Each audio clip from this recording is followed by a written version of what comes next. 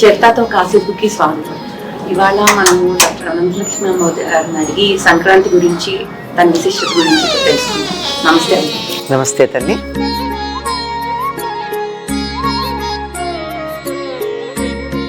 అమ్మ, సంక్రాంతి అసలు ఎందుకు చేసుకుంటాము? సంక్రాంతి అంటేనమ్మా ప్రతి నెల వస్తుంది సంక్రాంతి. సూర్యుడు ఏ రాశిలో ప్రవేశిస్తే ఆ రాశికి సంబంధించిన సంక్రాంతి అంటారు. సంక్రాంతి అంటే చక్కగా పొందడం. సూర్యుడు ఆ రాశిలోకి ప్రవేశించినప్పుడు అది సంక్రాంతి. ప్రతి నెల ఒక సంక్రమణం ఉంటుంది. ఇది మకర రాశిలో ప్రవేశించేటటువంటి దాన్ని మకర సంక్రమణం అంటాం. ఆ రోజు అదే చెప్తున్న సంక్రమణం ఎప్పుడు జరుగుతుందో దాన్ని బట్టి మనం చేసుకుంటామని అలా ఉండేటటువంటిది సంక్రమణం. దాన్ని సంక్రాంతి అని కూడా అంటాం. అంటే సూర్యుడు మకర రాశిలో ప్రవేశించేటటువంటిది. 12 సంక్రమణాలలోనూ ఇది చాలా ప్రధానమైంది. ఎందుకు అంటే సూర్యుడు ఆ రోజు నుండి ఉత్తర దిశగా ఆయన ప్రయాణం సాగిస్తాడు. ఆ రోజుతో దక్షిణాయనం పూర్తయి ఉత్తరాయణం మొదలవుతుంది. ఉత్తరాయణం దేవతలకు సంబంధించినటువంటి కాలంగా చెప్తారు. ఉత్తరాయణం అన్నది సంవత్సరాన్ని ఒక రోజుగా దేవతలు పరిగణిస్తే దేవతలకు సంబంధించి అది సూర్యుడు ఉదయించటం, వెలుగు ఉండేటటువంటిది కనుక దేవతలకి పగలైనటువంటిది ఉత్తరాయణం. ఆ ఉత్తరాయణ ప్రవేశం పుణ్యకాలం కనుక దాన్ని ఉత్తరాయణ పుణ్యకాలం అంటారు. ఆ ఉత్తరాయణ పుణ్యకాలం అన్న పేరుతోనే మనం ఒకప్పుడు అన్నీ చేస్తూ ఉండేవాళ్ళం. కాకపోతే అది మకర సంక్రమణంగా ఎందుకు చెప్తామంటే మకర రాశిలో ప్రవేశిస్తున్నాడు కనుక ఈ శుభ సందర్భాన్ని పురస్కరించుకుని మనం వేడుకలు అవన్నీ చేసుకుంటూ ఉంటాం. ఇప్పుడే ఎందుకు వేడుకలు చేసుకుంటారు అన్ని సంక్రమణాల కన్నా అంటే ఇది ఉత్తరాయణ కాలం అని అనం. మనం ఉత్తరాయణ పుణ్యకాలం అంటాం. ఇలా ఈ పుణ్యకాలం అని చెప్పేటటువంటి ఈ సమయానికే మానవులకి అంటే ముఖ్యంగా తెలుగు వాళ్ళకి, అందులో దక్షిణ దేశీయులందరూ ఉంటారు, ఎక్కువగా తెలుగు వాళ్ళు, వీళ్ళందరికీ చాలా సుసంపన్నంగా ఉండేటటువంటి కాలం. ఎందుకంటే ఇది మనది వ్యవసాయక దేశం. పంటలు చేతికి వస్తాయి. అందరూ ఆఖరికి ఎవ్వరూ కూడా నాకు లేదు అని అనేటటువంటి పరిస్థితి ఉండదు. పొలం లేనటువంటి వాడు, వ్యవసాయం చేయని వాడు కూడా పల్లెటూళ్ళల్లో, నేను ఇప్పటి మాట కాదమ్మా, కొద్ది రోజుల ముందు మాట, వాళ్ళు కూడా బాగానే ఉంటారు. ఎందుకంటే ఏదో ఒకటి లభ్యం అవుతూ ఉంటుంది. ఏమీ లేకపోతే పరిగె ఏరుకున్న వాడికైనా బోల్డు పంట, అంతే కదా. అట్లా ఉంటుంది. అందరి దగ్గర చక్కగా సంపదలు ఉండేటటువంటి కాలం. దానికి తోడు ఎండలు ఇంకా రాల, వానలు పూర్తిగా పోయాయి, చలి నెమ్మదిగా పోతోంది, నెమ్మదిగా తగ్గుతోంది. తర్వాత పంటలు రావడంతో పాటు పాడి కూడా సుష్టుగా ఉండే కాలం. సహజంగా కనుక ఉన్నట్టయితే పశువులన్నీ కూడా ఆవులు గేదెలు ఈ కాలానికి వరుసగా ఈ సమయానికల్లా లేగంటి పాలు బాగా దొరుకుతాయి. అంటే అప్పుడే ఈని సిద్ధంగా ఉంటాయి గనక పూలు బాగా ఉంటాయి, పళ్ళు బాగా ఉంటాయి, కాయగూరలు సమృద్ధిగా ఉంటాయి, బియ్యము అంటే వడ్లు వస్తాయి గనక, అపరాలు అంటే ఇప్పుడిప్పుడే వస్తూ ఉంటాయి. ఇవి పెసలు, మినుగులు లాంటివి ఇంకా అప్పుడప్పుడు మొదలు పూర్తిగా రావు, కానీ నువ్వులు వచ్చేస్తుంటాయి, ఆవాలు వచ్చేస్తుంటాయి. ఇట్లాంటివన్నీ రకరకాల పంటలన్నీ సిద్ధంగా ఉంటాయి. వానాకాలంలో మన ప్రమేయం లేకుండా పడినటువంటి వాన వల్ల అన్ని రకాల చెట్లు బాగా కాసి సిద్ధంగా ఉంటే ఆనందంగా ఉండే కాలం. దానికి తోడు ఇంకోటి ఏమిటంటే వ్యవసాయ పనులు కాస్త తగ్గుతాయి. ఏదో అపరాల కోసం అంటే పెసలు, మినుగులు అవేమన్నా ఉంటే తప్ప మిగిలినటువంటి పొలం పనులు పెద్దగా ఏమి ఉండవు, రెండో పంటకు సంబంధించి తప్ప. అందువల్ల కాస్త ఆట విడుపు. వరి వేసామనుకోండి, దాని నాటిన దగ్గర నుంచి అంటే నారుమడి పోసిన దగ్గర నుంచి నాటుకోవడం, కలుపు తీయడం, ఎక్కడికక్కడ కోతలు కోసి ధాన్యం ఇంటికి వచ్చేదాకా దాని వెంట పడుతూనే ఉండాలి. మిగిలిన వాటికి అంత అవసరం లేదు కనుక అందరికీ కాస్త విశ్రాంతి దొరికేటటువంటి కాలం. అందువల్ల వాతావరణం బాగుంటుంది, పంటలు సమృద్ధిగా ఉంటాయి, చేతి నిండా సంపద ఉంటుంది. అందువల్ల చాలా గొప్పగా ఈ పండుగను మనం చూసుకుంటాం. అమ్మ, ఇప్పుడు మనం ధనుర్మాసం అయిపోయి గోదాదేవి కళ్యాణం కూడా మనం భోగి నాడు చేసుకుంటాం. భోగి నాడు చేసుకుంటాం. అప్పటి నుంచి మనకి మాసం ఏదైనా సంక్రమణం వస్తుందమ్మా. అది మా మర్నాడు అంటే ఈ సంవత్సరం 14వ తారీఖు మకర సంక్రమణం జరుగుతోంది. అందుకని 13వ తారీఖు భోగి అవుతుంది. అంటే ధనుర్మాసంలో చిట్ట చివరి రోజు అది. ఆ తర్వాత వచ్చేది మకర మాసం. అని సంక్రమణం నుంచి అంటే ఆ లెక్కను చూసుకుంటే మకర మాసం అవుతుంది. మనకి భోగి రోజు అసలు ఏం చేస్తామమ్మా? మనకి భోగి పళ్ళు ఎలా అంటే భోగి రోజు పొద్దున్నే చేసి మనం అసలు భోగి అన్న పదానికే చాలా విశేషమమ్మా. భోగి ఏమిటి అసలు? భోగి అంటే పాము అని అర్థం. భోగం అంటే పడగ కలిగింది పాము. భోగి ఏమిటి? భోగి అన్న మాటకి పాము అని అర్థంతో పాటుగా సుఖాలు అనుభవించేవాడు, భోగాలు పొందేవాడు అని అర్థం. ఈ సంవత్సరం అంతా కష్టపడి పంటలు పండించి ఇంటికి తెచ్చుకున్న తర్వాత ఈ రోజంతా మేము ఆనందిస్తాం, పంటలను ఆనందిస్తాం అనేది. ఆనందానికి సంకేతంగా చేసేది ఏముంటుంది? ఎప్పుడైనా అభ్యంగన స్నానం ఉంటుంది, అంటే తలంటు పోసుకోవడం ఉంటుంది. తలంటు పోసుకోవడం, భోగి మంటలు వేయడం, తర్వాత పిండి వంటలు చేసుకోవడం, కొత్త బట్టలు కట్టుకోవడం, ఆ పైన భోగి పళ్ళు పోసుకోవడం. ఇది లెక్క. ఈ అభ్యంగన స్నానం అంటే తలకి నూనె రాచుకుని నలుగు పెట్టుకుని చేసే స్నానానికి అభ్యంగన స్నానం అని పేరు. మామూలుగా ఆ రోజు తల మీద నీళ్లు పోసుకోకూడదమ్మా. తలకి నూనె రాచుకుని ఒంటికంతా నూనె పట్టించుకుని నలుగు పెట్టుకుని కుంకుడుకాయతో రుద్దుకుని వేడి నీళ్లతో స్నానం చేయాలి. అది కూడా తెల్లవారుదామున సూర్యుడు రాకముందు అయిపోవాలి ఇదంతా. అలా చేసి ఎందుకు అట్లా చేస్తారు? నూనె రాచుకునే చేయాలని చెప్తారు. ఎందుకంటే ఒంటికి రాచుకునేది ఎప్పుడూ కూడా నువ్వుల నూనె మాత్రమే రాస్తారు. వేరే తప్పని పరిస్థితుల్లో కొబ్బరి నూనె లాంటిది వాడినా ఒంటికి తప్పనిసరిగా నువ్వుల నూనె రాయాలి. నువ్వుల నూనె కొన్న గుణం ఏమిటంటే చర్మం నుంచి కండరాలకెళ్ళి, కండరాల నుంచి ఎముకలకెళ్ళి, ఎముకల లోపల మజ్జ దాకా ఇంకగలిగినటువంటి నూనె పొట్టు నువ్వుల నూనె అని వారానికి ఒకసారి అట్లా పోసుకునేటటువంటి వాళ్ళకి ఎప్పుడు మోకాళ్ళ నొప్పులు రాలా పూర్వకాలం. నువ్వుల నూనె మాత్రమే చేయగలదా పని. కనుక నువ్వుల నూనె రాచుకుని పైగా తెల్లవారుజామున మిగిలినప్పుడు అప్పుడప్పుడు మానేసినప్పుడు తప్పనిసరిగా చేయాలని చెప్పడం దేనికి అంటే శీతాకాలం అయిపోయింది, వేసంకాలం రాబోతూ ఉంది, రాత్రి చలిస్తూ ఉంటుంది, పొద్దున పొగమంచు ఉంటుంది, కాస్త 7, 8, 9 అలా ఒక్కొక్క రోజు ఒక్కొక్కటి అనుకో. అలా వచ్చే టైం కల్లా ఒక్కసారిగా ఎండ వచ్చేస్తుంది, ఆ సమయానికి ఒళ్ళు పగులుతుంది. మరి దాని నుంచి తప్పించుకోవాలి. బయటికి కనపడేది ఒళ్ళు పగలడం, లోపల ఉన్నటువంటి సున్నితమైనటువంటివి కూడా పగులుతాయి. వాటికి అవేమీ రాకుండా ఉండాలి అంటే ఒంటికి నువ్వుల నూనె రాచుకోవడం చాలా మంచిది.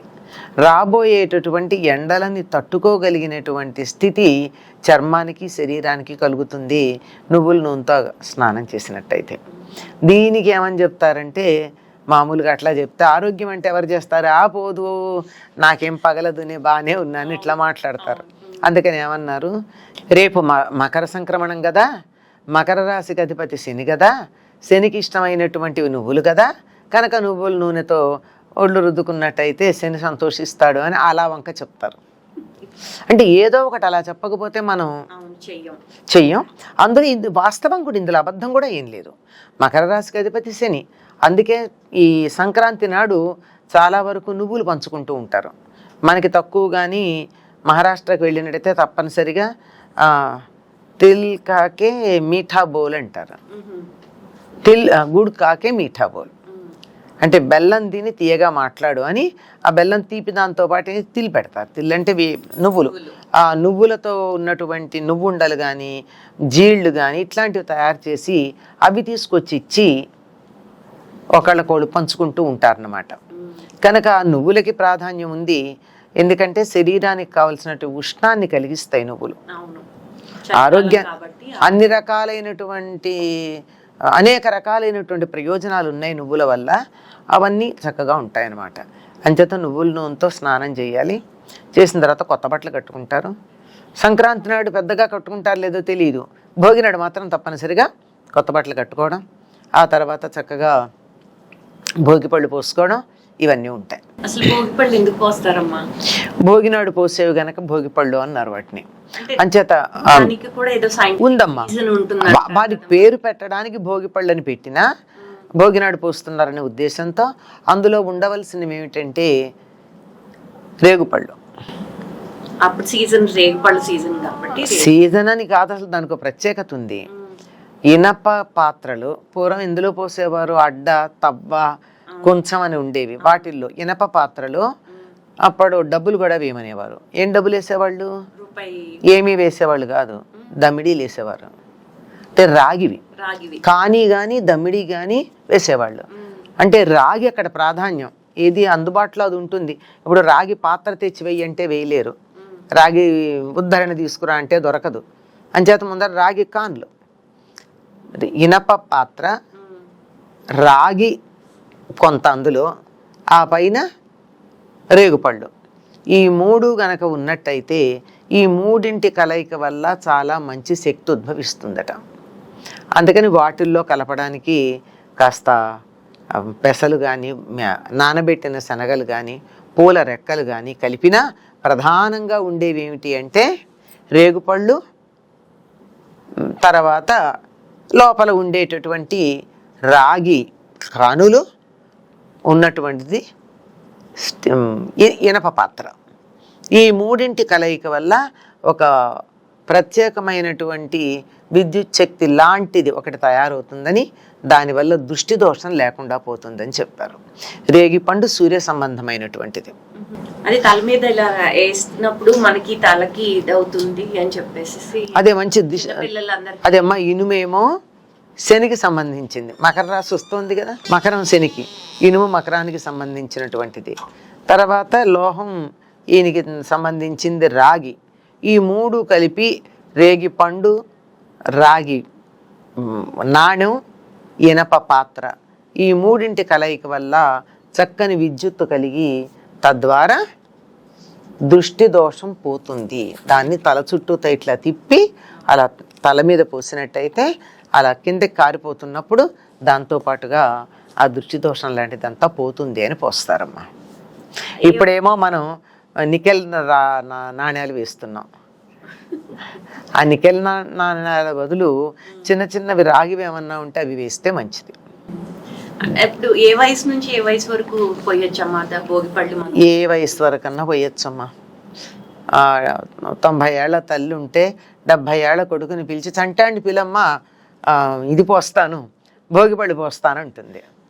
అదేం లేదు, దృష్టి దోషం పోతుందని. కానీ సాధారణంగా మగపిల్లలు అసలు పేరెంటాలనే ఇష్టపడరు కనుక 18-16 ఏళ్ల వరకు పోస్తారు అమ్మాయిలకు పెళ్ళిళ్ళు అయ్యేదాకా. కానీ పెళ్ళైతే కూడా పెద్దవాళ్ళు ఉంటే పెళ్ళైన పిల్లలకు కూడా పెద్దవాళ్ళకి అందరికీ పోస్తారమ్మా. దృష్టి దోషం అందరికీ ఉంటుంది, కాకపోతే పిల్లలకి మరి కొంచెం ఎక్కువ ఉంటుంది. భోగి రోజు మనం ఏమేమి చేసుకోవచ్చమ్మా? అసలు మనం దేవుడికి పెట్టుకోవడానికి కానీ అసలు ఎట్లాంటివి అరిసెలు ఇవన్నీ చేసుకుంటాం? అవన్నీ చేస్తాం సంవత్సరం. ఇప్పుడు సాధారణంగా సంక్రాంతి 4 రోజుల పండగ అనుకుంటాం, కానీ నెల రోజుల పండగమ్మా. నెల పట్టడం అంటాం కదా మనం. ఈ నెల రోజుల పండగలు అక్కడ మొదలెట్టినప్పటి నుంచి కొత్త బియ్యం వచ్చి ఉంటాయి, కొత్త బెల్లం వచ్చి ఉంటుంది, చెప్పగా కావలసినంత నువ్వుల పంట కూడా ఉంది. ఇంకేం కావాలి చెప్పండి? ఆ నువ్వుల పంటతో మంచి నూనె, నువ్వులు పప్పు చేసి పప్పు నూనె, ఆ పప్పు నూనెలో లేదా నేతిలో చేస్తారు గారెలు, అరిసెలు. బియ్యము తర్వాత కొత్త బియ్యం అయితే బాగుంటాయి, బెల్లం, వాటితో కలిపి అరిసెలు, లేకపోతే జంతికలు, ఇవి అంత బియ్యంతో చేసుకునేవి అవి చేస్తారు. వీటిల్లో అరిసెల్లోనూ నువ్వులు వేస్తారు, అద్దుతారు. అలాగే ఈ జంతికల్లో కూడా నువ్వులు కానీ వాము కానీ వేసి, లేదా జీలకర్ర వాము నువ్వులు కలిపి వేసి కానీ తయారు చేస్తారు. ఇది ప్రధానమైనటువంటి పిండి వంటలుగా మనం చెప్పుకుంటాం. ఈ రెండు కూడా 6 నెలలు నిల్వ ఉంటాయి. 6 నెలలు అంటే ప్రయాణాలు ఇవి చేసేటటువంటి వాళ్ళకి ఒక 2 అరిసెలు ఒక జంతిక తిన్నారంటే ఆ రోజుకు భోజనం అయిపోయినట్టే. ఎంత దూర ప్రయాణాలు చేసుకున్నా కసించేసి పట్టుకెళ్ళిపోతే సరిపోతాయి అన్నమాట. ఆ విధంగా అవి చేస్తారు. తర్వాత నువ్వులు ఇక్కడే వాడేశారు కనుక అరిసెల్లో సరిపోతుంది. లేకపోతే మిగిలినటువంటి వాళ్ళందరూ అంటే మహారాష్ట్రలు వాళ్ళందరూ నువ్వు ఉండలు చేసిస్తారు. ఇవి ప్రధానం. భోగి మంట మనం తెల్లవారి లోపు వేసుకోవాలంటారు కదమ్మా, అసలు భోగి మంట ప్రాశస్త్యం ఏంటి? భోగి మంటల గురించి పెద్దగా మనకి ఎక్కడ అనిపించదమ్మా. ఉరికే చలి కాచుకోవడానికనే మనం లెక్క చెప్పుకుంటాం.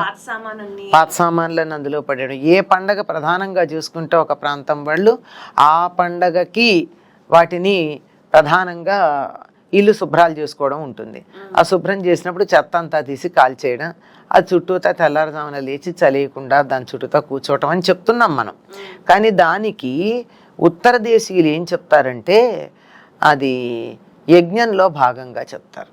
కానీ మనం ఎక్కడ తెల్లారుజామున మొహాలు కడిగి కడగక స్నానం అయితే చేయకుండానే భోగి మంటల దగ్గర కూర్చుంటాము.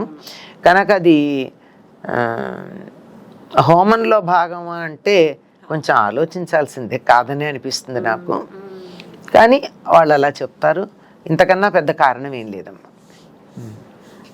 ఉందేమో నాకు తెలియదు. భోగి తర్వాత మనకి సంక్రాంతి. సంక్రాంతి రోజు ఏమేం చేస్తాం? సంక్రాంతి రోజే సూర్యుడు మకర రాశిలో ప్రవేశిస్తాడని చెప్పేది.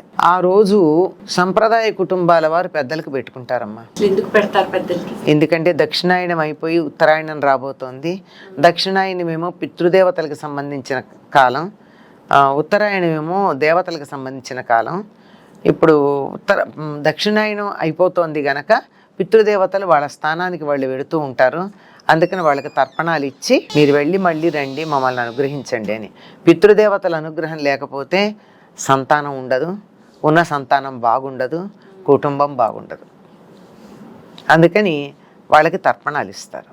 ఇంకా బాగా అయినట్టయితే ఎవరినన్నా పిలిచి బ్రాహ్మణుడిని పిలిచి వారికి స్వయం పాకం బట్టలు ఇవ్వడం కానీ, ఇంకా కొంతమంది ఇళ్లల్లో అయితే ఏకంగా తద్దినంలాగా కూడా పెట్టేస్తారు. అది చాలా తక్కువ. ఇప్పుడు అసలు ఎక్కడ అది కనపడదు. ఇలా చేయడం వరకే మనకి ఎక్కువ అవుతుంది. మామూలుగా పెద్దలకి బట్టలు పెట్టుకున్నామని చెప్తారు అందరూ. అంతే. మనకి ఎటువైపు చూసినా గానీ, అటు ఆంధ్రప్రదేశ్ లో గానీ, ఇటు తెలంగాణలో చూసినా గానీ అందరూ పెద్దలకి బట్టలు పెట్టుకోవడం. అసలు దీన్ని పెద్ద పండుగని ఎందుకంటారు? పెద్దల పండుగ అంటే పితృదేవతల్ని సన్మానించుకునేటటువంటి పండుగ. 6 నెలలు ఇక్కడ ఉండి మమ్మల్ని అనుగ్రహించారు, వెడుతున్నారు అని సంతోషంగా వాళ్ళని సాగనంపే పండుగ అనమాట. అందుకని తప్పనిసరిగా ఈ రోజు గారె చేస్తారు. గారెలు అంటే మినుముతో ఏదన్నా చెయ్యాలి అని చెప్పి చేస్తారు. అంతే. సున్నుండలు కూడా చేస్తారు. ఏదైనా చేసుకోవచ్చు. గారె అయితే ప్రధానం. తర్వాత ఇది సంక్రాంతి నాడు మామూలుగా యథాప్రకారంగా పూజ చేసుకోవడమే ఉంటుంది. దీనికి ఇంకా ప్రత్యేకత అంటూ మనకి ఏమీ కనపడదు. మనకి కనుమ రోజు అసలు మనం ఏమేమి చేస్తాం? ఆ రోజు మనకి కనుమ రోజు ఇండ్లు దాటి వెళ్ళకూడదు అంటారు. కనుమ నాడు కాకైనా కదలదు, కనుమ నాడు కాకైనా మునుగుతుంది, ఇలాంటి సామెతలు కూడా ఉన్నాయి. కనుము పండగ మర్నాడు వచ్చేటటువంటిది. దీన్ని ఒక రకంగా పశువుల పండగని కూడా అంటారు. ఆ రోజు పాలేళ్ళు ఏమీ పనులు చేయరు, వాళ్ళకి సెలవు ఇచ్చేస్తారు. వాళ్ళు అంటే ఇప్పుడు ఆ వ్యవస్థే లేదనుకోండి, వాళ్ళు కూడా కార్పొరేట్ ఆఫీసుల్లో వర్కర్స్ సర్వీస్ చేసే వాళ్ళలాగా వాళ్ళు టైముల ప్రకారం వచ్చి వెళ్ళడమే కానీ పూర్వం పద్ధతులు ఏం లేవు. కానీ ఉన్న రోజుల్లో మాత్రం వీళ్ళింట్లోనే పాలేరు కూడా తలంటి పోసుకోమని, కొత్త బట్టలు ఇచ్చి భోజనం మాత్రం మీ ఇంట్లో చేయమని చెప్తారు. ఎందుకంటే చాలా సంప్రదాయ కుటుంబాల్లో ఈనాడు అసలు మామూలుగానే ఉండదు, ఈనాడు అసలు ఉండదు మాంసాహారం. కానీ ఆ రోజున వాళ్ళంతా మాంసాహారం తింటారు కనుక కనుమ నాడు మీరు వెళ్ళి మీ ఇళ్లలో మాంసాహారం తినండి అని చెప్పి వాళ్ళని పంపించేయడం ఉంటుంది. వాళ్ళకి పూర్తిగా ఆట విడుపు, ఏ పని చెప్పరు. పశువుల కాపరి గురించి మనం మాట్లాడుతున్నాం కానీ పశువుల్ని తర్వాత వ్యవసాయానికి ఉపయోగించే పనిముట్లని కూడా ఆ రోజు పూజించటం ఉంది. చక్కగా గేదెల్ని ఆవుల్ని కడుగుతారు, కడిగి వాటి కొమ్ములకు రంగులేసి వాటిని శుభ్రం చేసి వాళ్ళ మెడలో దండలేసి వాటికి నమస్కారం చేసి ఏదో పూజ చేసి భయపెట్టి ఇవన్నీ చేస్తూ ఎందుకంటే కంగారు పడతాయి అవి. తప్పనిసరిగా పశువుల శుభ్రం చేసుకోవడం ఇవన్నీ చేస్తారు. అలాగే ఒకప్పుడు బళ్ళు ఉండేవి, నాగళ్ళు ఉండేవి. నాగళ్ళకి వాటికి బళ్ళకి అన్నిటికీ కూడా పూజలు చేస్తారు. ఇప్పుడు అవి లేవు, ట్రాక్టర్లు వచ్చాయి, ట్రాక్టర్లకు చేస్తున్నారు. వ్యవసాయం చేసేటప్పుడు ఉపయోగపడే పనిముట్లు ఏవైతే ఉన్నాయో వాటన్నిటిని కూడా పూజించడం మనకి ఇక్కడ కనపడుతూ ఉంది. మన అంటే అన్నిటి పట్ల సమభావం ఉండి దేన్నైనా సందర్భానుసారంగా గౌరవిస్తుంది మన సనాతన ధర్మం అనడానికి ఇట్లాంటివన్నీ నిదర్శనాలు. ఇప్పుడు మనకి ఇలా చేసుకుంటాం కదా, తమిళనాడులో ఎలా చేస్తారు ఏమన్నా? వాళ్ళు పొంగల్ అంటారమ్మా. పొంగల్ అంటే పాలు పొంగిస్తారు. మనం రథసప్తమి నాడు చేసే పని అప్పుడు పాలు పొంగించడం వాళ్ళు ఇప్పుడు చేస్తారు, అందుకే దానికి పొంగల్ అంటారు. మనం పొంగల్ అనం, మనం మామూలుగానే సంక్రాంతి అంటాం అంతే. వాళ్ళు అలా అయ్యాక కనుమ నాడు ఏం చేస్తారంటే వాళ్ళ ఇంటి ఆడపిల్లలు వచ్చి పొద్దున్నే వంటలు చేసి పెద్ద పెద్ద పాత్రల్లో తీసుకెళ్ళి చెరువు, కాలువ, తోట అలాంటి ఉంటాడు, తోటకి తీసుకెళ్ళి ఆకుల్లో ఇంతంత ముద్దలు చేసి అక్కడ పెడతారు. పక్షులు తినిపోతాయి. ఇంటికి వచ్చి స్నానం చేస్తారు. చూడండి, అర్థం చేసుకోండి. వచ్చి స్నానం చేస్తారంటే అర్థం ఏమిటి? అది పితృదేవతలకు చేసిన ఆరాధన. మా వంశం బాగుండాలని మీరు ఇలా చేశారు కదమ్మా, మీరు పరాయి ఇంటికి వెళ్ళినా పుట్టిల్లు బాగుండాలని చేశారు కదా అని సంతోషంతో అన్నదమ్ములు వాళ్ళకి బట్టలు పెడతారు. ఇది తమిళనాడులో మనకు కనపడేటటువంటి పద్ధతి. కొన్ని ప్రత్యేకతలు ఉన్నాయి అందులో. ఒకానొకటి ఇది మనకు కూడా ఆడపిల్లలకి బట్టలు పెట్టడం, ఆడపిల్లల్ని తప్పనిసరిగా ఇంటికి తీసుకురావడం, ఇవన్నీ సంప్రదాయంగా ఉన్నాయి. మిగిలినప్పుడు ఎప్పుడైనా చేసినా చేయకపోయినా సంక్రాంతికి మాత్రం తప్పనిసరిగా ఇంట్లో అందరూ బట్టలు కొనుక్కోవడం ఉంటుంది. ఆడబడుచులకి ఎక్కువని పంపించటము, ఇంటికి పిలిచి పెట్టడము లాంటివి కూడా మనకి కనపడుతూ ఉంటాయి. భోగి తర్వాత మనకి కనుమ తర్వాత మనకి ఏ మాసం స్టార్ట్ అవుతుందమ్మా? అంటే మకర మాసం. కనుమ మర్నాడు ఇంకోటి చెప్పాలమ్మా, 4 రోజుల పండగ అన్నప్పుడు ముక్కనుమ అని ఉంటుంది. అవును, ముక్కనుమ. ఈ ముక్కనుమ ఎందుకో మనం పెద్దగా పాటించట్ల. పూర్వం అయితే సావిత్రి గౌరీదేవి వ్రతం అది మొదలు పెట్టాం, ఇవి చేసేవాళ్ళు 16 రోజుల పాటు చేసేది. ఇప్పుడు అది లేదు కనుక ఎక్కడా లేదు. కానీ ముక్కనుమ అనేది అసలు ఆఖరికి పంచాంగాల్లో రాయడం కూడా మానేశారు, మర్చిపోయారు అసలు. కానీ ముక్కనుమ 4 రోజులు చేసుకునేది. ఆ తర్వాత ఏ మాసం మొదలవుతుందంటే మన నిత్యం సంకల్పంలో చెప్పుకునేవి చంద్రుడికి సంబంధించిన చంద్రమానాన్ని అనుసరించిన మాసాలమ్మ, చైత్ర నుంచి పాల్గొనం దాకా. ఇది ధనుర్మాసం అని చెప్పేటటువంటిది సూర్యుడు రాసుల్లో ఏ రాశిలో ప్రవేశిస్తుంది అవన్నీ నక్షత్రాల పేర్లు, ఇవన్నీ రాసుల పేర్లు. మకర సంక్రమణం జరుగుతోంది గనక ఇది వచ్చేటటువంటి మకర మాసంగా చెప్తారు. అది అసలు దాని గురించినటువంటి ప్రసక్తి మనకి పెద్దగా ఉండదు. ధనుర్మాసంలో కూడా నెల పట్టుటం అనేది ఒకటి ఉంది, తిరుప్పావై చదవడం ఉంది, గుమ్మాల్లో గొబ్బెమ్మలు పెట్టుకోవడం ఉంది. అందువల్ల దీని గురించి తలుచుకుంటామే తప్ప మిగిలినటువంటివి ఆ రాసులకు సంబంధించిన నామాలను మనం పెద్దగా నిత్యకృత్యంగా వాడకంలో లేదు. మీరు అడిగారు కనుక చెప్తున్నా, అది మకర మాసం. మనం ఇంట్లో పిల్లలు పెద్దవాళ్ళు అందరూ కలిపి చేసుకునే పండుగ ఇది. అసలు మనం అంటే ఎలాగా ఇది చెయ్యాలి అనే దానికి ఒకసారి మనం ఈ మధ్యకాలంగా అసలు చూడట్లేదు కదా. అందరూ ఎవరి దారుణాళ్ళు ఉంటున్నారు, ఎవరి వాళ్ళు ఉంటున్నారు. అసలు పండగ అంటే పండిందండి, చక్కగా సంతోషం పండినటువంటిది పండగ. నిజానికి పండగన్నా అందరూ కలిసి చేసుకోవాల్సినటువంటి పరిస్థితి. రాను మన పరిస్థితులు ఎట్లా వచ్చాయంటే ఫోన్లో చూసుకుని పండగ చేసుకోవడం ఉంది. ఫోన్లో కనపడితేనే పండగ అది మనకి, అట్లా ఉంది. కానీ నిజానికి అది అందరూ కలిసి చేసుకునేది. పల్లెటూళ్ళకి వెళ్ళి అక్కడ ఎవరెవరు ఎక్కడ ఉన్నా తప్పనిసరిగా పండగకి అందరూ ఒకప్పుడు చేరేవాళ్ళమ్మ. పండగ అంటే పల్లెటూరులోకే వెళ్ళేవారు. ఇప్పుడు పల్లెటూళ్ళల్లో వెళ్ళాలంటే ఎవరున్నారు? చాలామందికి ఎవరు ఉండట్లేదు అసలు. ఏదో కొంతమందికి మనకి పెద్దవాళ్ళు ఉన్నారు కనుక మనం పెడతాం. ఆ పెద్దవాళ్ళే ముందర యువతల వలస వచ్చేసి ఉంటే అక్కడ లేరు.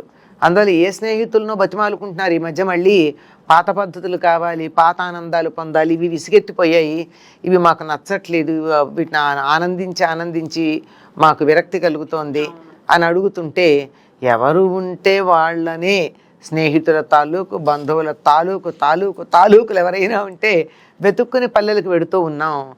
అక్కడ కూడా పూర్వం ఉన్నంత సహజంగా అంత ఉత్సాహంగా ఈ పండగ లేదేమో అనిపిస్తోంది. కొంచెం కృత్రిమత్వం ఉంది, కొంచెం బద్ధకం కూడా ఉంది. మామూలుగా మనం ముగ్గులు పెట్టుకుంటాం. అవునమ్మా, ముగ్గులు పెట్టి గొబ్బెమ్మలు పెట్టడంలో ఉన్న సైంటిఫిక్ రీజన్ ఏమన్నా ఉందా దానికి? అంటే అమ్మా ఒకప్పుడు చాలా సైన్స్ అది. పంటలు మామూలుగా కూడా మనం నిత్యం ముగ్గులు పెడతాం. మన సంప్రదాయంలో గుమ్మంలో ముగ్గు లేకుండా ఉండదు. అసలు ముగ్గు ఎందుకు పెడతాము అంటే ఎటువంటి క్రిమి కీటకాలు లోపలికి రాకుండా పెడతాం. గుళ్ళ ముగ్గులో బియ్యం పిండి కలిపి చేసిన దాంతో ముగ్గు పెట్టేవాళ్ళు పూర్వం. ఏదో స్టిక్కర్లు చాక్పీస్లు కాదు.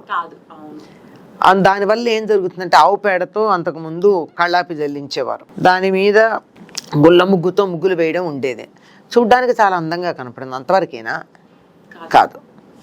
ఎందుకు అంటే ఆవు పేడకే సగం క్రిములు రావు, జర్రులు తేళ్లు రావు ఆవు పేడ ఉన్న చోటికి. తప్పిదారి వచ్చిన ఏ చీమలు లాంటివో ఈ ఘాటుకు చచ్చిపోతాయి, లోపలికి రావు. 100% క్రిములు లోపలికి రావు. ఇప్పుడే ఎందుకు దీని గురించి ప్రాశస్త్యం అంటే అంతకుముందు వానలు ఉండేవి, ముగ్గేస్తే నిలబడుతుందో లేదో తెలియదు. ఇప్పుడు వానలు తగ్గాయి గనక చక్కగా వేసిన ముగ్గు నిలబడుతుంది. అంతేకాదు అన్నవరం ఏదైతే ఉందో తెలుగు వాళ్ళ క్షేత్రం, ఎప్పుడు కూడా ఆవు పేడ వేసి జరులు తేళ్ళు లాంటివి రావు. తప్పిదారు వచ్చినా కానీ ఏ చీమలు లాంటివో ఈ గుళ్ళ ముగ్గు దగ్గర ఆగిపోతాయి. ఇది మిగిలిన ఋతువుల్లో చిన్న చిన్న వేసిన సంక్రాంతి సమయంలో ప్రత్యేకంగా పెద్ద వేస్తాం. ఎందుకని వేస్తాం అంటే అప్పటికి వరి మళ్ళు కోసేసి ఉంటాయి. ఆ వరి గడ్డికి ఆశ్రయించుకుని ఉన్న దోమలు మొదలైనవన్నీ ఆశ్రయం పోయి ఊళ్ళల్లోకి బయలుదేరతాయి. అవి మన మీదకి రాకుండా ఉండడానికి ఇవన్నీ కూడా మనకి రక్షణగా ఉపయోగపడతాయి. అందువల్ల తప్పనిసరిగా ఎక్కువగా గుమ్మాలు ఇవి వేసి ఆవు పేడతో కళ్ళాపి జల్లి ముగ్గులు వేసేవాళ్ళం. అది ఆవు పేడ జల్లినప్పుడే దానికి ఉన్న ప్రయోజనం సిద్ధిస్తుంది. పైగా వానలు వెనకపడ్డాయి, ఇహ వేసవికాలం వస్తుంది, దుమ్ము రేగాలి. దుమ్ము రేగకుండా ఉంటే ఎలా ఉంటుంది అంటే ఆవు పేడతో చల్లినడితే దుమ్ము రేగదానికి ఉంటుంది. ఈ నెల రోజులు చక్కగా ఆవు పేడతో కళ్ళాపి చల్లితే తర్వాత ఎండలకు కూడా బయటంతా దుమ్మున్నా ఈ కాస్త దుమ్ము రేగదు. చక్కగా పేడ దాంతో కలిసి చక్కగా చప్టాలాగా అయిపోయి ఉంటుంది. దాని మీద పెట్టేటటువంటి ముగ్గులు ఉన్నాయే, ఈ ముగ్గులు పైకి ఏదో దోమలు ఈగలు చీమలు రాకుండా అడ్డం పడ్డట్టు అని అనిపిస్తాయి. ఇప్పుడు చూడండి, ఏదన్నా చెత్త ఉంటే మున్సిపాలిటీ వాడు వచ్చి DDTని ఏదో చల్లిపోతాడు కదా, అసలు చెత్తలాగా లేకుండా దాన్ని అందంగా వేసుకున్నాం మనం. అయితే దీంట్లో విశేషం ఏమిటంటే అంతరిక్షంలో సంబంధించిన ఖగోళ శాస్త్ర విశేషాలన్నీ అందులో ఉంటాయి ఆ ముగ్గుల్లో. ఆ చుక్కలే, చుక్కలంటే నక్షత్రాలు. అవి వాటిని కలిపే తీరుల్లో రకరకాలు ఉంటాయి. తర్వాత పౌరాణిక విజ్ఞానం ఉంటుంది. ఇప్పుడు ఈ ఋతువులో వేసేటటువంటి ముగ్గుల్లో కొన్ని ముగ్గుల పేర్లు తెలుసా మీకు? చేప ముగ్గు, తాబేలు ముగ్గు. ఏమిటది? చేప ముగ్గు అంటే దాన్ని మత్స్యావతారానికి సంబంధించింది. వేరే జంతువులు ఎందుకు లేవు? తాబేలు ఎందుకు చెప్పారు? కూర్మావతారం. ఇలా వాటికి సంబంధించిన పౌరాణిక విశేషాల యొక్క సూచనలు కొన్ని ఉంటాయి. తర్వాత వాటిల్లో ఉండేవి ఈ ముగ్గుల పేర్లు: పద్మం, అష్టదళ పద్మం, మారేడాకు. ఇవేమిటివన్నీ? ఇవన్నీ పవిత్రమైనవి, మనం నిత్యం పూజకు ఉపయోగించుకునేటటువంటివి. వీటి గురించిన విజ్ఞానం. మారేడాకంటే ఏమిటని పిల్లలు అడిగారు అనుకో, చెప్తాం కదా. జ్ఞానాన్ని పంచటానికి, అవతల వాళ్ళ చేత అడిగించి మరీ పంచటానికి అనేకమైన మార్గాలు ఉంటాయి. అందులో ఇదొకటి. ఇదయిన తర్వాత సరే రకరకాలు మల్లెతీగ అంటారు, ఉయ్యాల తొట్టి అంటారు, రకరకాల పేర్లు. ఇవి కాక ప్రత్యేకంగా ఈ సమయంలో వేసే ముగ్గులు 2 ఉన్నాయి. వైకుంఠ వాకిళ్ళు అంటారు, స్వర్గద్వారాలు అంటారు, 2 ఏదైనా సరే. లేదా తర్వాత రథం ముగ్గులు అంటారు. ఈ వైకుంఠ వాకిళ్ళు ఏమిటి అంటే ఉత్తరాయణం రాగానే వైకుంఠ ద్వారాలు తెరుచుకుంటాయి. అందుకని భోగినాడు వేసేటటువంటి ముగ్గంతా గదులుగా వేస్తారు. ఆ గదుల్లో ఒక దాంట్లోంచి ఒక దాంట్లోకి వెళ్ళేటందుకు దారి ఉండదు, క్లోజ్ ఉంటాయి. సంక్రాంతి నాడు అవన్నీ ఓపెన్ చేస్తారంటే ఆ స్వర్గద్వారాలు తెరుచుకున్నాయి అని. అంటే ఎంత పెద్ద విజ్ఞానం పిల్లలకు అందిస్తుంది ముగ్గుల రూపంలో, అంతేనా? అయిన తర్వాత సంక్రాంతి నాడు పెరడు పెద్దదిగా ఉంటే ఇది వేసిన తర్వాత రథం ముగ్గేస్తారు. రథం ముగ్గు చక్రాలు బయట వైపుకుంటాయి, ఆ కొస మన ఇంట్లోకి ఉంటుంది. కనుమ నాడు ఆ రథం ముగ్గు ఆ తాడు బయటికి, చక్రాలు మన వైపు ఉంటాయి. ఏమిటి రథం దేనికి సంబంధం? రథం ఎందుకు వేయాలి? రథం ఎందుకు వేయాలంటే ఇవాల్టి నుంచి సూర్యుడి యొక్క రథం యొక్క దిశ మారింది. భోగి దాకా దీనికి వచ్చింది, దేనికి? దక్షిణాయనం, దక్షిణం వైపుగా తిరిగింది. ఇలా తిరిగింది కాస్త సంక్రమణం రోజు నుంచి ఇట్లా తిరిగింది. ఆ రోజు ఇంకా మనకి తెలియదు ఏ సమయానికి సంక్రమణం అవుతుందో, అందుకని కనుమ రోజు నుంచి రథం బయటికి వేస్తాం. అది ఇట్లా ఈ ముగ్గుల్లో సంప్రదాయాలు తెలుస్తాయి, అంతరిక్ష విజ్ఞానం తెలుస్తుంది, పురాణ అంశాలు తెలుస్తాయి. ఇలా ఎన్నో ఆరోగ్యపరమైన ప్రయోజనాలు ఎలాగో ఉండనే ఉన్నాయి. మనకి గొబ్బెమ్మలు అసలు ఎందుకు పెడతామమ్మా? మామూలుగా మనకి గోపెమ్మ అన్న పదమే వికృతంగా గొబ్బెమ్మ అయింది. గోపికల్ని అందరినీ ఇక్కడ మనం పెట్టుకుంటాం. ధనుర్మాస సమయంలో గోదాదేవి విల్లిపుత్తూరులో ఉన్నటువంటి వాళ్ళందరినీ గోపికలుగా భావించుకుని, తాను కూడా గోపికగా భావించుకుని భగవంతుణ్ణి చేరుకోవడానికి ఒక వ్రతం చేసింది. ఆ వ్రతమే ధనుర్మాస వ్రతం అనే పేరుతో మనం పిలుచుకుంటున్నాం. శ్రీవ్రతం అనేది ఆవిడ ఉన్నది ఎక్కడ? విల్లిపుత్తూరులో. కానీ ఆవిడ ఏం తలుచుకుంది? నందగోకులంలో ఉన్నట్టుగా తాను తన చెరువులు అందరూ నందగోకులంలో ఉన్నట్టే తలుచుకుంది. కనుక దానికి సంకేతంగా గొబ్బెమ్మలు పెడతాం మనం. ఇప్పుడు ముగ్గులు కూడా ఏమని చెప్పాము? అంతరిక్షంలో ఉండే గ్రహాల గోళాల కదలికలకు సంకేతం అని చెప్పుకున్నాం, అంతే కదా? అటువంటి గ్రహగోళాల సంకేతాలు ఇక్కడికి తీసుకొచ్చాక అక్కడ ఉండేటటువంటి పరమాత్ముడిని ఆ గ్రహాల మధ్య ఇక్కడ పెడతాం. అందుకే మీరు గొబ్బెమ్మల్లో చూడండి, ఒకటి తల్లి గొబ్బెమ్మ, ఒకటి పిల్ల గొబ్బెమ్మ ఉంటాయి. మిగిలిన చుట్టూతో మామూలువి. తల్లి గొబ్బెమ్మేమో యశోద, పిల్ల గొబ్బెమ్మేమో కృష్ణుడు, ఆ చుట్టూ ఉన్న వాళ్ళంతా గోపికలు. అది ఎంత అందంగా ఉంటుందో. దానికోసం చేసే పని ఏంటమ్మా? తెల్లారుదామని లేచి ఆవు అప్పటికప్పుడు వేసిన తాజా పేడ తెచ్చి దాన్ని ఇలా గోరెచ్చగా ఉంటుంది, అది దాని చక్క చేత్తో పీసిగా అందంగా గొబ్బెమ్మలు చేసి దాని మీద పసుపు కుంకం బియ్య పిండితో ముగ్గులేసి పూలు పెట్టి ఆ తర్వాత చేయగడుక్కొచ్చి దానికి పూజ చేసి నైవేద్యం పెట్టి ఇదంతా స్నానం చేసి చేస్తారా? లేదు, స్నానం చేయక్కర్లే ఈ పని చేయడానికి. గొబ్బెమ్మలకు పూజ చేయడానికి స్నానం చేయరు పిల్లలు, పాచిగానే చేస్తారు స్నానానికి ముందే. అంటే గొల్లలు ఆ రోజుల్లో స్నానపానాలకు ప్రాధాన్యం ఇవ్వకుండా భగవంతుడిని అర్చించడానికే ప్రాధాన్యం ఇచ్చారు. కృష్ణుడు వచ్చాడు పాలు తాగుతాడు అంటే స్నానం చేసి పాలిస్తానంటే పారిపోడు. అందుకు కృష్ణుడికి పాలివ్వడంలో అందించటంలో ఉన్న ఆనందం మడిగట్టుకుని ఇస్తానంటే ఉంటాడేమిటి? అవసరం ఎందుకో మరి అదే కారణం అని నేను అనుకుంటాను. మేమంతా చిన్నప్పుడు గొబ్బెమ్మలు పెట్టినప్పుడు ఎప్పుడు స్నానం చేసి చేయలేదమ్మా.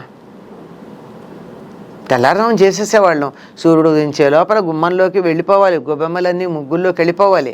అలా వెళ్ళిపోవాలంటే అప్పుడు స్నానం చేయాలంటే తెల్లారదాం రెక్కలు దాంట్లోనే మళ్ళా ఇది దాని పేరేంటి రేగిపళ్ళు ఇవన్నీ రోజు బయట వెయ్యంగా ఒక్క పండగ నాడు వేస్తారు. ఎందుకంటే గొబ్బెమ్మలు పెట్టలేని వాళ్ళు రోజులు అలాగే ఉంటుందమ్మా. ఏ ఇల్లు చూసినా ఇంటి ముందు ముగ్గులు అన్ని అలాగే కళకళ కళకళలాడుతూ ఉంటుంది. వైభవం అంతా ఇక్కడే ఉంది, వైభోగం అంతా ఇక్కడే ఉంది, అందం అంతా ఇక్కడే ఉంది అన్నట్టు ఉంటాయి లోగిళ్ళన్నీ. మామూలుగా మనకి అమ్మ బొమ్మల కొలువు పెడతాం కదా, సంక్రాంతి టైంలోనూ పెడతాము, దీపావళి టైంలోనూ పెడతాము, దసరా టైంలో కూడా పెడతాం.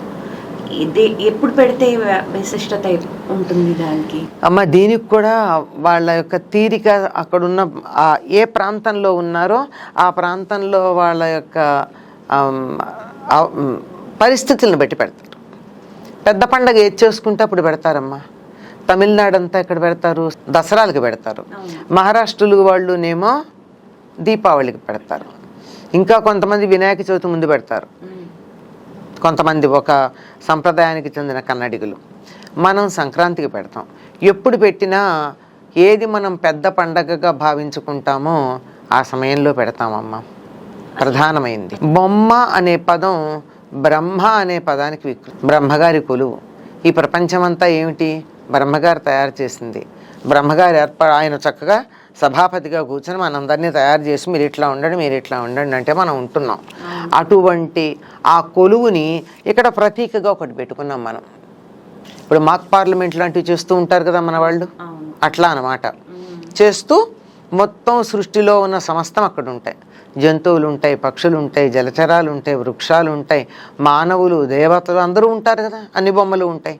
ఇవన్నీ ఎవరయ్యా అంటే ఆ బ్రహ్మగారి యొక్క కొలువు అని అక్కడ చెప్తాం. అది గనక అలవాటైతే ఏం జరుగుతుందమ్మా? అంత బ్రహ్మ కొలువైతే మీలో పరబ్రహ్మం లేడా, వాళ్ళల్లో లేడా, వీళ్ళల్లో లేడా, నాలో లేడా? మొత్తంలోనూ కూడా అంతా బ్రహ్మే సృష్టించాడు గనక అంతట్లోనూ ఆ బ్రహ్మ పదార్థమే ఉంది అనేదాన్ని గుర్తించటానికి బొమ్మల కొలువు ఒక సాధనం. అంతేకాకుండా పిల్లల్లో ఉన్న సృజనాత్మకత, నిరుడు పెట్టినట్టుగా ఏడాది పెట్టకూడదు అనుకుంటారు, ప్లాన్ మార్చేస్తారు, దానికి సంబంధించి ఏవేవో చేస్తారు. అంచేత సృజనాత్మకత వెలికి తీస్తూ అందులో కూడా ఆ పౌరాణిక విజ్ఞానాన్ని పంచుతూ, అంటే ఒక చోటంతా కృష్ణుడికి సంబంధించినవి రాసలీలలు, గోవర్ధనోద్ధరణ ఒక పక్కన పెడతారు. మరొక చోట రాముడు, సీతాదేవి వీళ్ళందరూ అరణ్యవాసానికి వెళ్ళడం, అక్కడి నుంచి రావణ వధ, ఇవన్నీ ఒక పక్క పెడతారు. అంటే అవి చూడంగానే మొత్తం ఆ కథ ఏదైతే ఉందో ఇతిహాసం అది మన మనసులోకి వస్తుందన్నమాట. అట్లా బొమ్మల కొలువు పెట్టినప్పుడు మనం చేయాల్సిన ఇవి ఏంటమ్మా, అసలు ఎట్లా చేస్తాం, దానికి ఏమైనా పద్ధతి ఉంటుందా? ఇట్లా అంటే ఏమిటి? పూజా విధానం మామూలుగానేనమ్మా. అన్ని బొమ్మలు పెట్టినా పూజకి మాత్రం ఒక పసుపు గౌరదేవిని పెట్టుకుంటాం, వినాయకుడిని పెట్టి పూజ అంతా దానికి చేస్తాం. అలంకారాలన్నీ బొమ్మలకి చేస్తాం. చేసిన తర్వాత ఇక్కడ కూడా ఈ 3 రోజులు పులగం నైవేద్యం పెట్టే పద్ధతి ఉంది మనకి. పులగం అంటే పెసరపప్పు వేసి బియ్యంతో చేసినటువంటిది, అంతే, ఇంకేం ఉండవు అందులో. పెసరపప్పు, బియ్యం, జీలకర్ర, మిరియాలు, అంతే, ఇంకేం ఉండవు. దాన్ని నివేదన చేస్తాం. అవసర నివేదనలో భాగంగా ఇంకా మహానివేదన అంటే మనం చేసుకున్నవన్నీ నైవేద్యం పెడతాం. అక్కడ దేవుడి దగ్గర పెట్టుకునేవి ఏవైతే ఉన్నాయో అన్నీ తెచ్చి ఇక్కడ పెడతాం. ప్రధానం పులగం, మిగిలింది ఏదైనా దానికి తోడు మనం చేసుకున్న వంటలు అన్నీ పెట్టచ్చు. బాగా చెప్పారమ్మా. ఈ సంవత్సరం సంక్రాంతి చాలా బాగా జరగాలని చెప్పి కోరుకుంటున్నాను. తప్పనిసరిగానమ్మా. ఈ సంక్రాంతి అందరి జీవితాల్లోనూ సంతోషాన్ని, ఆనందాన్ని, వెలుగుల్ని నింపాలి. అందరూ ఆనందంగా ఉండాలి అని కోరుకుంటూ స్వస్తి.